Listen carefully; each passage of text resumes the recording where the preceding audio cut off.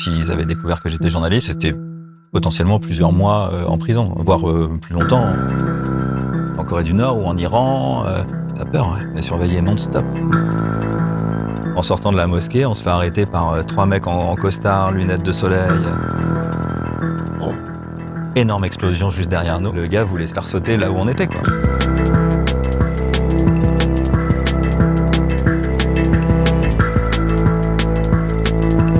Salut à tous, bienvenue sur Press Room. On est hyper content de vous retrouver aujourd'hui et on est d'autant plus heureux que vous êtes de plus en plus nombreux à regarder la chaîne, donc merci beaucoup. Sur cette chaîne, vous saurez tout sur les grands reporters, leurs secrets, leurs méthodes et leurs aventures derrière les images qui font l'actualité. Aujourd'hui, on reçoit Benoît Chaumont. Vous l'avez sûrement vu sur Canal+ dans L'Effet Papillon, l'émission où il se filme dans les pires dictatures du monde tout en restant hyper drôle. Dans cet épisode, Benoît va nous raconter comment il a réchappé à un attentat en Tchétchénie, pourquoi il s'est fâché avec les gardiens de la révolution en Iran et surtout comment il fait pour s'incruster dans les communautés les plus fermées du monde. Vous connaissez le truc, plus on sera nombreux sur la chaîne et plus on pourra vous proposer des nouveaux épisodes. Alors abonnez-vous, likez, commentez et surtout activez la cloche pour ne pas manquer les prochains épisodes. Vous pouvez aussi retrouver Press Room en podcast sur Apple, Deezer et Spotify. Ça tourne avec Benoît Chaumont.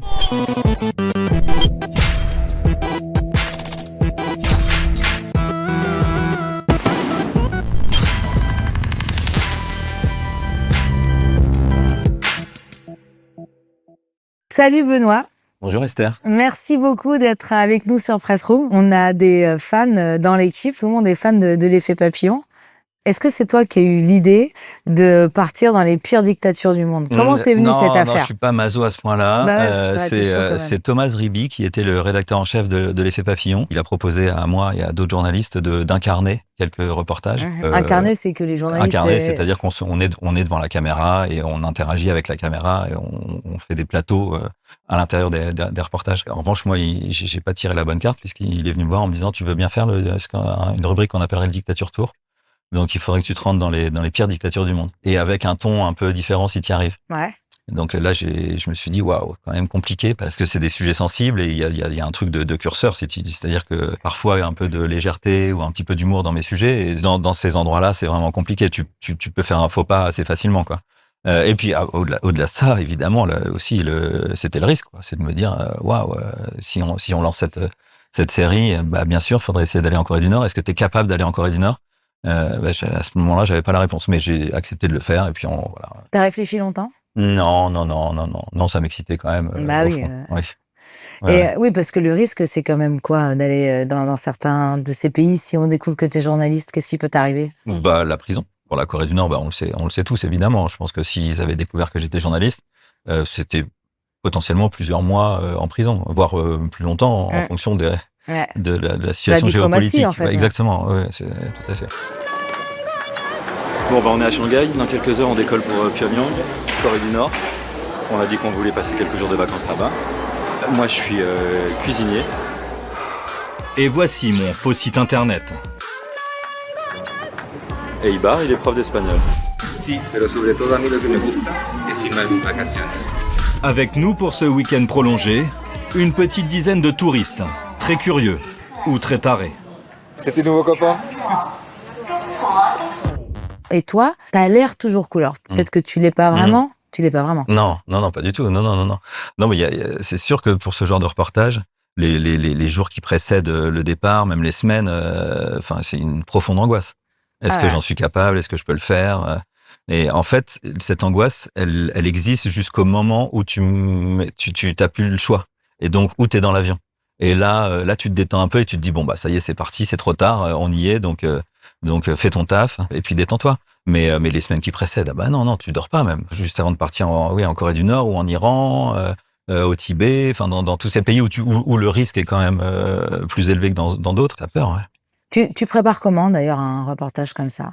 Pas grand-chose, en fait. Bien sûr, tu t'intéresses au pays, tu te renseignes sur la situation géopolitique du pays, sur ce qu'il y a à raconter, mais tu peux pas anticiper ce qui va se passer sur le terrain. parce que tu sais pas ce que tu vas pouvoir faire. T'as quand même Ça une pour les idée. dictatures. Ouais. Et l'autre série, Fuck le système, où Ouais. c'était une immersion dans des communautés qui vivent en dehors de la société. Voilà, dans plein de reportages, j'y suis allé sans savoir s'ils allaient m'accepter. Donc t'improvises en fait. Bah ouais. Mais je me J'ai demande si fait c'est un pas reportage mieux sur les parfois. gitans irlandais. C'est absolument merveilleux. Bah, c'est l'essence même de notre métier. C'est-à-dire que tu arrives sans a priori. Et puis, tu te débrouilles en fonction de ce que tu as. Et puis, l'idée, c'était même si on veut pas de moi, ça se racontait aussi. Et en l'occurrence, pour les gitans irlandais, donc c'est un peu Snatch en vrai, j'y suis allé sans savoir si j'allais pouvoir tourner avec eux. Et pourtant, J'ai loué un camping-car. Ouais. Je savais qu'il y avait une foire aux chevaux annuelle dans un endroit au fin fond de l'Angleterre. Et donc, j'ai loué mon camping-car et je suis allé taper à leur porte et ils m'ont dit, vas-y, garde-toi là et reste avec nous. Alors qu'un confrère photoreporter qui travaillait sur ce sujet, sur les gitans irlandais depuis des années, je l'avais appelé avant pour qu'il me donne 2-3 infos. Et il m'avait dit, laisse tomber, moi pour y arriver, c'est 3 ans de taf, quoi. Ouais, C'est des liens que tu tisses, Ouais. tu pourras pas, quoi. Bah, finalement, on Mais a non, réussi. mais toi, en plus, on le voit vraiment, ton camping-car arrive et direct, le mec hyper sympa. Ouais, c'était génial. Hello, sir. Vous allez où comme ça? On aimerait bien rester pour la foire. Ah, vous êtes les bienvenus. Faut juste faire une petite donation pour nettoyer l'endroit à la fin. Oui, bien sûr. Et on peut avoir l'électricité? Ah non, il n'y a pas l'électricité. Qu'est-ce que tu crois? Allez, je vais te montrer où te garer. Ah ouais, on va être bien là. On va se mettre là, tranquille. Mets-toi à niveau. Qu'est-ce qu'il dit? Descends un peu. Fais gaffe au fil.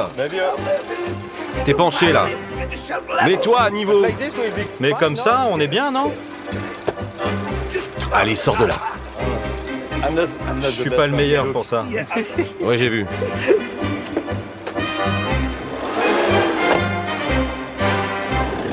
Ils sont hyper sympas.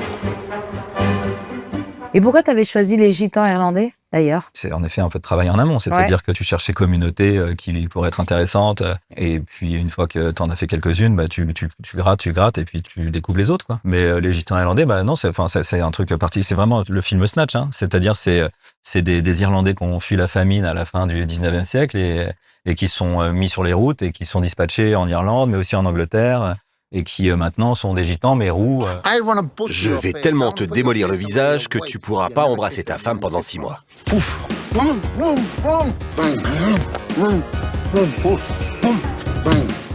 Je vais te faire ressortir les reins par ta bouche. Ça y est, c'est cassé là. Comment tu fais pour rentrer justement dans... Quelles sont les techniques pour rentrer dans ces pays qui sont justement interdits aux journalistes? Pour certains, tu dis que t'es journaliste parce que c'est quand même plus rassurant de montrer patte blanche. Mais évidemment que tu peux pas leur dire que tu fais une série qui s'appelle le Dictature Tour. Donc pour la Tchétchénie, en l'occurrence, qui était l'un de mes premiers, voire le premier, j'ai contacté une fixeuse qui travaillait à Moscou et qui avait déjà été en Tchétchénie et qui s'est rapprochée des autorités tchétchènes, et en leur disant qu'on voulait faire un reportage sur découverte en fait sur le pays. Parce que quelques mois plus tôt, Kadyrov avait dit je veux ouvrir mon pays aux touristes. Donc on l'avait pris au mot, on avait dit ok, super, si vous voulez que les touristes viennent, il faut leur montrer à quoi ça ressemble. Ouais. Donc nous on est là pour ça. On va faire une sorte de déraciner des ailes, mais en Tchétchénie. Ouais. Et ça a marché, on a eu un visa, et là j'étais attendu, accueilli par le ministère du tourisme tchétchène, et qui m'ont permis de me promener un peu partout en Tchétchénie. Toi, tout le temps. Oui, en revanche, oui. Tout le temps, non-stop, du matin au soir. D'accord. On pouvait rien faire. Je suis en pleine partie de pêche avec l'Office du tourisme tchétchène. Ouais. Bon, on va les manger quand même. Ça aurait été très risqué d'essayer de faire des interviews d'opposants, de dissidents en cachette à Grozny. Tu arrives un petit peu, tu fais pas une interview, à un moment donné, tu laisses tourner la caméra. C'est dans un centre commercial et il y a un stand de tir où tu peux tirer à la Kalachnikov. C'est vraiment en Tchétchénie, hein. Et là, oui, en effet, on discute avec un papa qui est avec ses enfants et qui nous lâche 2-3 trucs, oui. Ici, officiellement, il y a eu 400 000 morts. Quand la Russie nous bombardait du matin au soir, personne n'a rien dit. Ah ouais, on essaye au maximum de recueillir le sentiment des habitants, mais c'est très très dur parce qu'on est surveillé non-stop, quoi. Donc, faut pas faire de faux pas, sinon ils vont comprendre que on n'est pas là pour montrer les belles mosquées, les belles montagnes tchétchènes. Mais tu le fais quand même, parce que voilà, oui. Oui, t'essayes, t'essayes, ouais. Mais avec le sourire. Donc, avec le sourire. Ouais. T'as vraiment un ton, quoi. Je sais pas si c'est dans l'écriture. Si tu veux, c'est là où c'est intéressant. C'est vrai que parce qu'ils voulaient nous montrer une station de ski à quelques kilomètres de Grozny.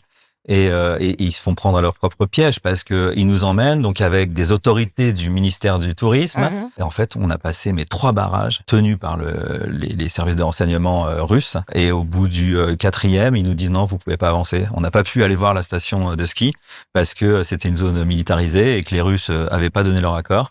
Et donc, il n'y a pas une caméra qui rentrait dans cette zone. Donc, on n'a pas pu y aller.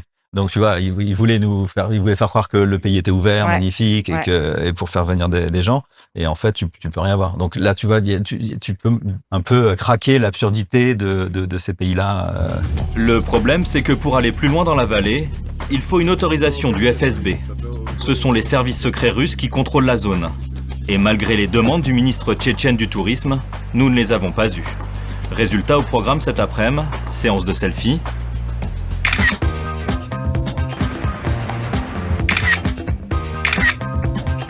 Et balade bucolique sur un ancien terrain miné. Il y en a plus? Reste derrière moi. Passe devant. Si tu peux. Donc, t'as réchappé à un attentat là-bas, tu me disais?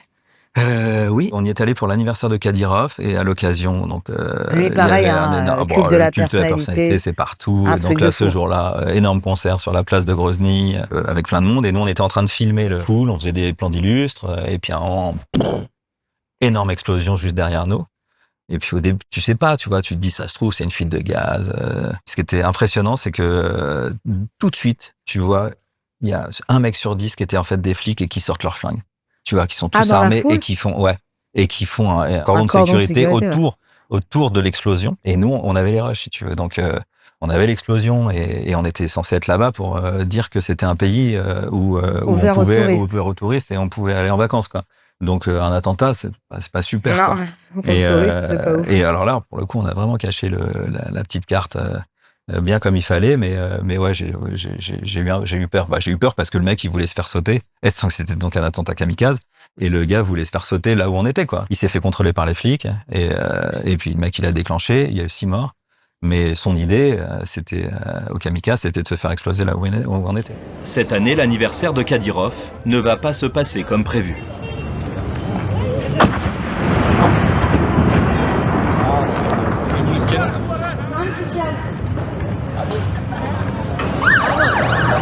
Parler de peur, et alors c'est marrant parce que, c'est marrant, je sais pas, mais pendant 2 jours, j'avais des courbatures aux jambes. Tellement tu t'es tendu. Ouais, tellement tu t'es crispé et il se passe un truc dans ton corps et c'est comme si j'avais fait un marathon, quoi.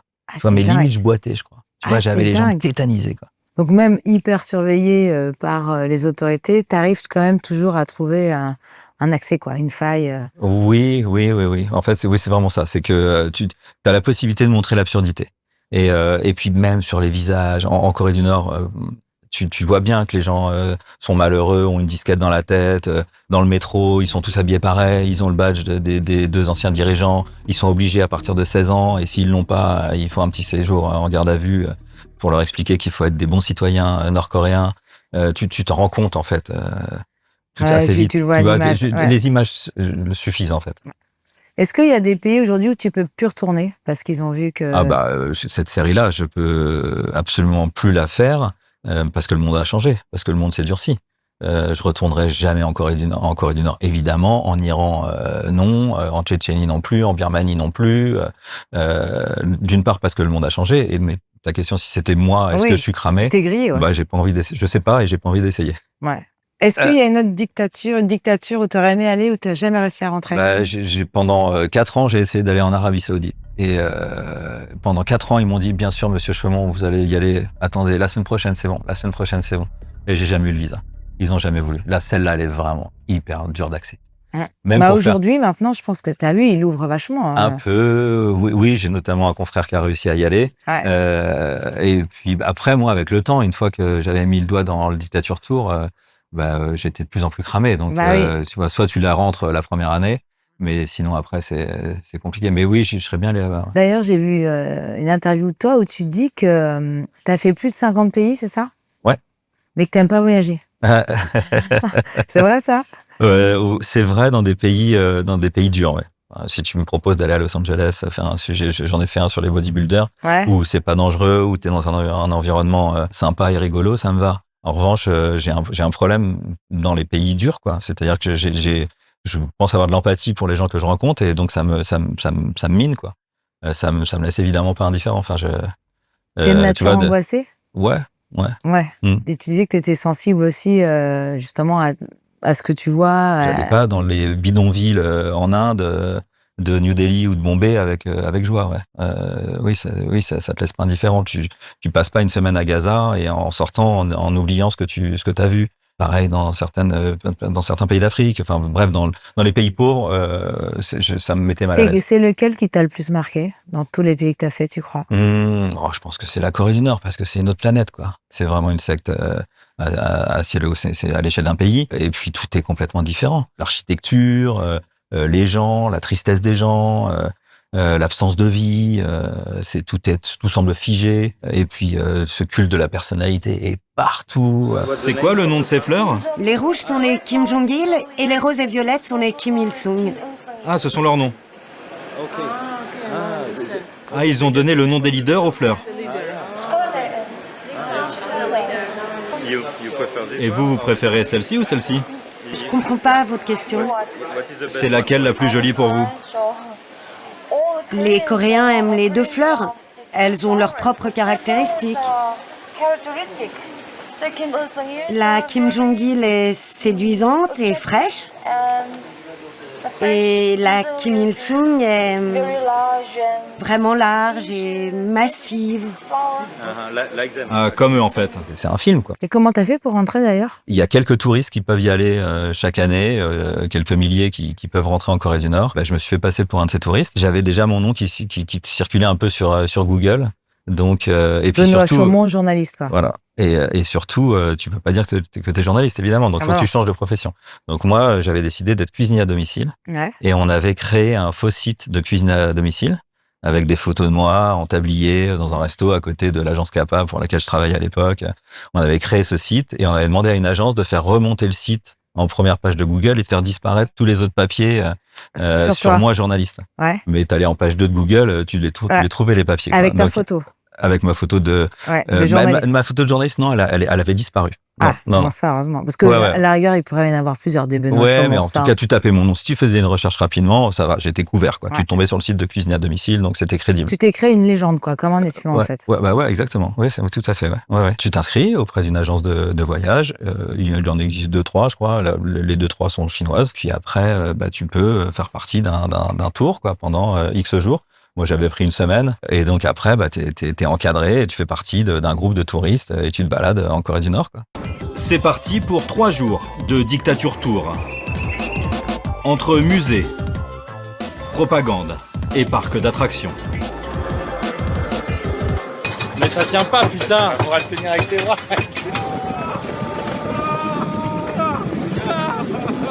Mais pour la petite histoire, j'ai tenté pour la première saison, évidemment, d'aller en Corée du Nord. Tout était bon, j'avais envoyé mon passeport, les visas étaient prêts, on devait partir la semaine d'après. Sauf qu'il y a eu Ebola, le virus, là. Et donc, la Corée du Nord a fermé toutes ses frontières. Donc, plus un seul touriste rentrait en Corée du Nord. Donc, on s'est dit, bon, tant pis, on repousse, on quoi. Reporte, ouais. Mais sauf qu'après, moi, j'ai fait d'autres dictatures. J'ai continué mon dictature tour. Donc, je suis allé en Iran, j'ai dû faire la Tchétchénie, je suis allé en Birmanie. Et l'année suivante, quand je me réinscris, je me dis, mon passeport, je peux pas le renvoyer comme ça. C'est pas possible. Soit je suis journaliste cramé ou encore pire, agent secret, quoi. Donc j'ai déclaré mon passeport volé et je me suis fait un passeport vierge.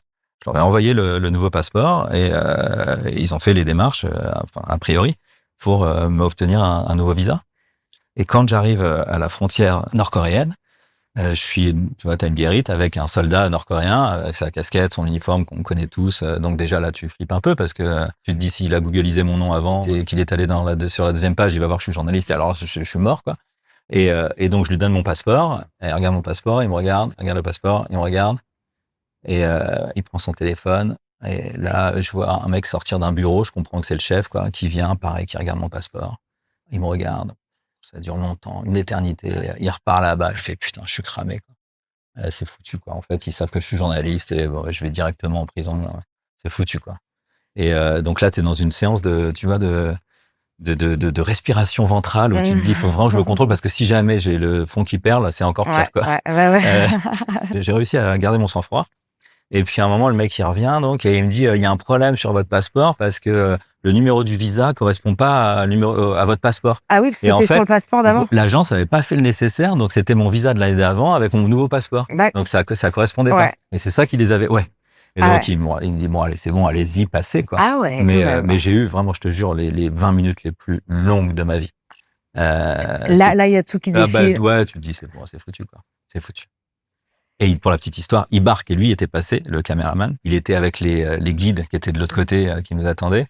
Et il m'a raconté après qu'il avait passé un quart d'heure aux toilettes parce que il voulait pas être confronté et devoir s'expliquer. Lui aussi était en panique. Il était en panique. Il s'est dit c'est fini. Ah mais c'est un truc de fou. On était suivis par deux guides, mais qui sont des gens des services de renseignement, hein, c'est certain. Hein, tu vois. Et un soir, on boit un verre à l'hôtel avec ces deux femmes. Et il y en a une des deux qui commence à nous poser des questions sur Obama, qui s'intéressait à la politique internationale. Et je vois l'autre qui la fusille du regard. Et tout de suite, elle s'arrête. Et je comprends qu'en fait, elles n'ont pas le droit de nous poser des questions sur ce qui se passe à l'extérieur. Parce qu'en fait, quand ils pensent, c'est vrai que ces deux guides, c'est les seuls en Corée du Nord qui sont en contact. Elles parlent anglais. Avec l'extérieur. Avec l'extérieur. Mais malgré tout, elles n'ont pas le droit d'en parler. Elles n'ont pas le droit de faire rentrer des informations qu'elles pourraient raconter à leur famille. Et donc tu vois à quel point c'est fermé avec une méthode. Quoi. Mettez-vous en ligne. Maintenant, rendez hommage à nos leaders.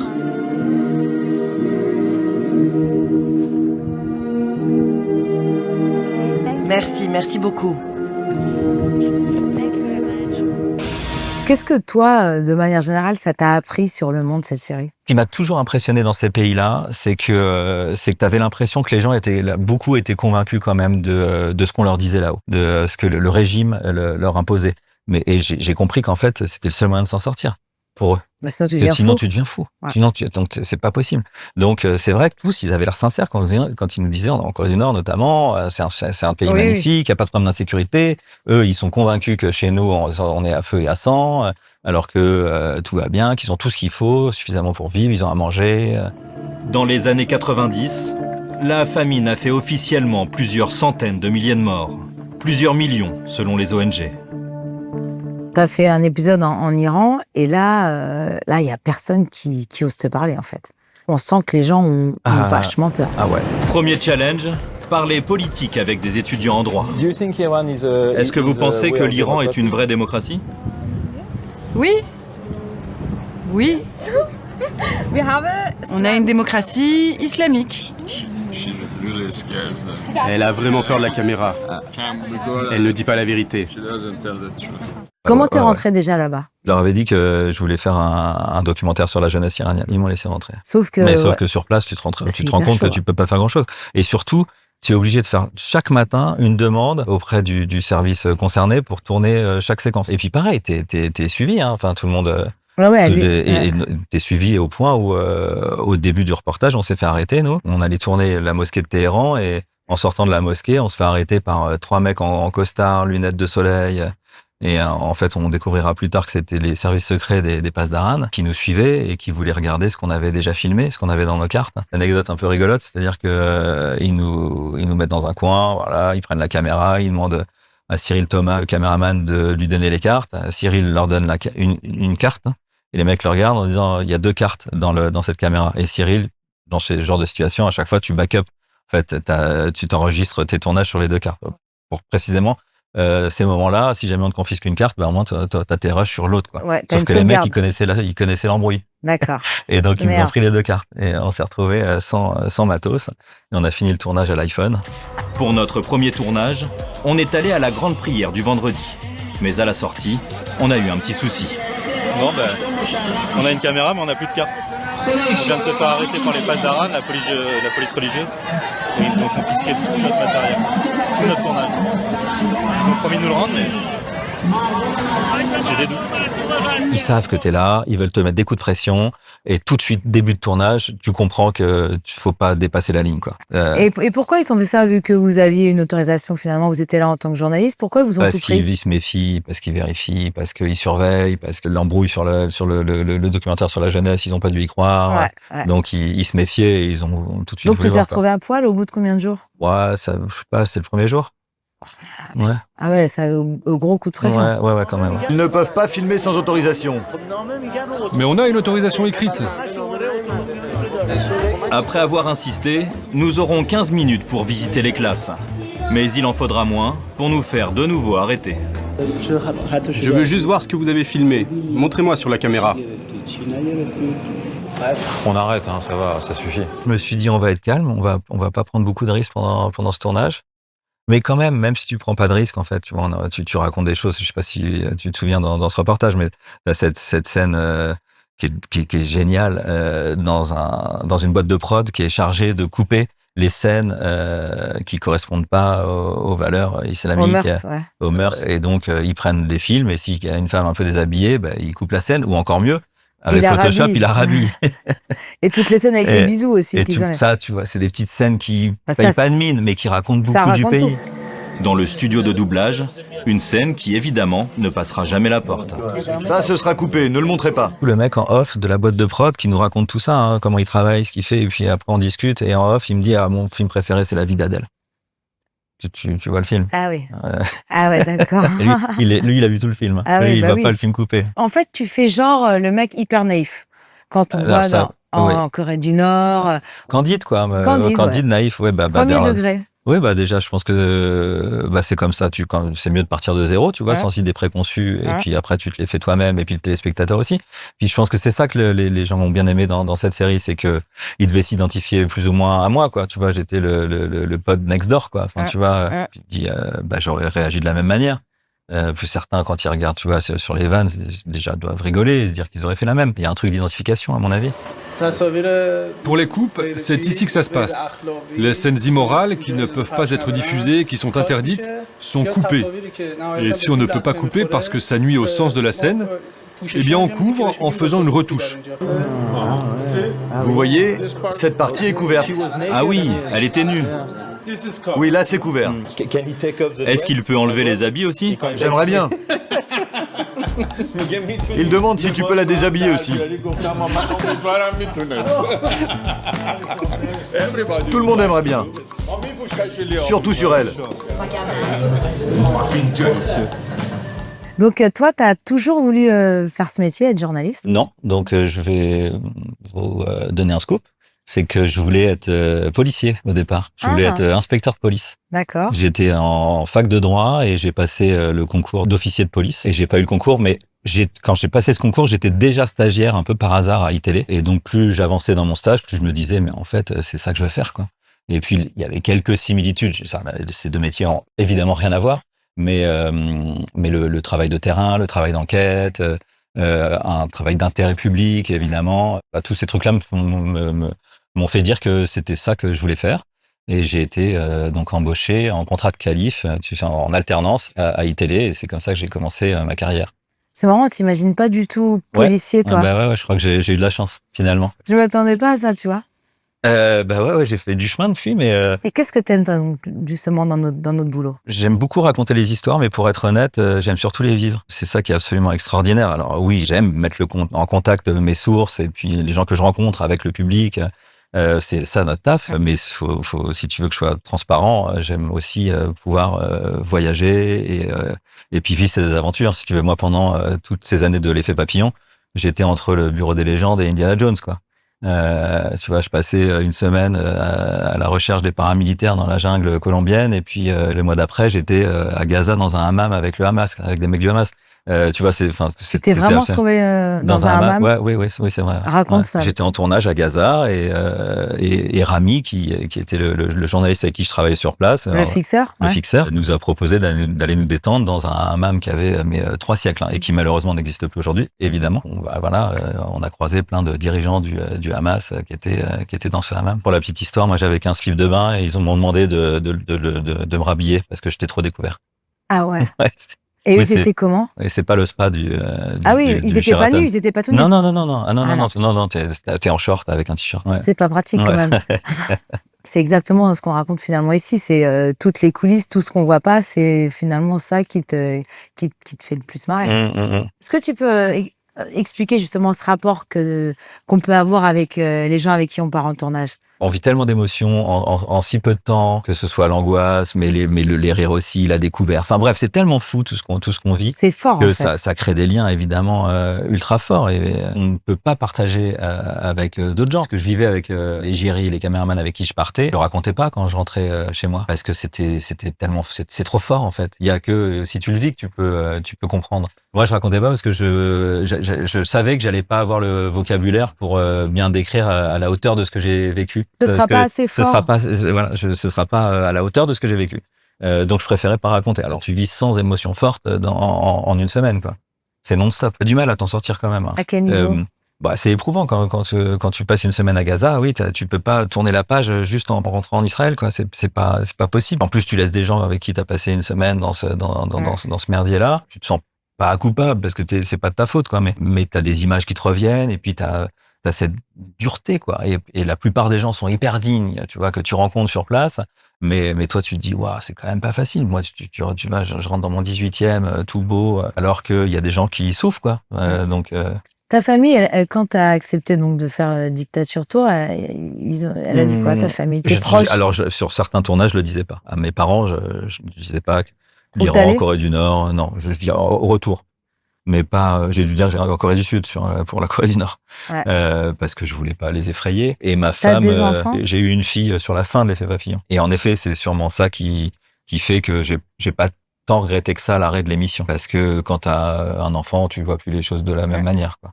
Enfin, en tout cas, moi, aujourd'hui, je prendrais pas les mêmes risques que j'ai pris à l'époque. Tu veux plus risquer ta vie. Ouais, pas à ce point-là, non. Et aujourd'hui, tu fais quoi alors? Alors aujourd'hui, je suis producteur de documentaires chez Maximal Productions. Je suis plus sur le terrain. Ça te manque? Un peu de temps en temps, mais pas avec ce rythme-là. C'est-à-dire que l'Effet Papillon, je partais toutes les 3 semaines. J'étais une fois en Chine et 3 semaines plus tard aux États-Unis.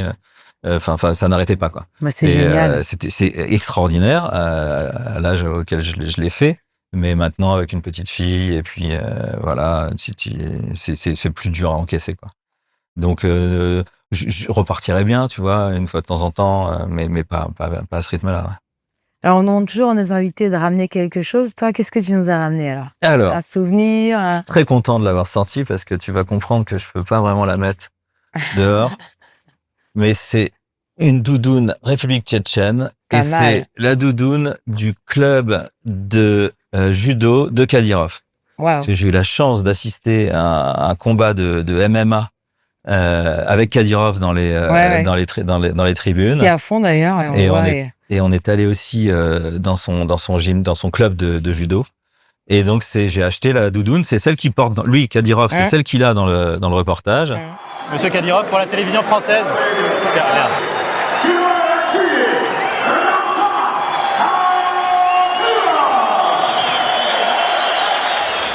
J'avais fait un petit clin d'œil au Tibet, où je suis allé tourner. Ouais. Je l'avais porté dans un autre épisode. Et donc, c'est sûr que là, maintenant, c'est plus difficile à porter. Mais c'est une pièce. Elle est cool. C'est de la qualité, tu peux toucher. Bah oui, parce que la Tchétchénie, il va pas faire chaud. T'as vu? Ah, c'est drôle. Ouais. Elle est cool, non? Ouais, elle est trop cool. Mais je pense que tu pourrais la mettre quand même. On va attendre la fin de la guerre. Ouais. T'as pas envie de relancer le truc? Dictature Tour? Si, ça me titille. Et d'ailleurs, il y a quelques semaines, je suis tombé sur Ramzy dans un restaurant d'Eric et Ramzy. Eric et Ramzy, ouais. Et c'est pas moi qui tombe sur Ramzy, c'est lui qui tombe sur moi parce qu'il me dit ah là là, mais t'es Benoît Chaumont, l'Effet Papillon, j'adore tout ce que tu fais, vraiment, je suis fan. J'étais avec ma fille, il dit tu peux être fier de ton père, c'est génial, c'est un super journaliste. Et après ça, je me suis dit mais attends, ce serait pas mal de faire tu vois, d'emmener Ramzy alors Dictature, comme je viens de dire, c'est compliqué, mais refaire la série. C'est en terre inconnue, mais en terre non, mais enfin une sorte, tu vois, pas échappé belle, mais ce serait échappé moche, quoi. Tu vois ça mais avec Ramzy, tu vois. Excellent, j'adore le titre. Et donc échappé moche. Bon, je lui ai mis un petit texto, il m'a pas répondu, donc je vais le relancer. Ouais. Bon, super. Merci beaucoup, Benoît, de nous avoir raconté les coulisses de tes reportages dont on se souvient tous. Merci à toi. Et puis, bonne continuation. Bonne chance pour échapper moche, si jamais un jour ça voit le jour. Merci, Benoît. Merci, salut, Esther. Ciao. Salut. Ciao. Ciao. Si vous avez des questions pour Benoît, postez-les en commentaire. On en choisira 3 et il vous répondra dans un short que vous retrouverez bientôt sur la chaîne. Merci d'avoir regardé cet épisode. Un grand merci à toute l'équipe de Press Room. Alors, nous sommes un média indépendant. N'hésitez pas à nous faire un don sur Tipeee. Vous trouverez le lien en description. À bientôt sur Press Room.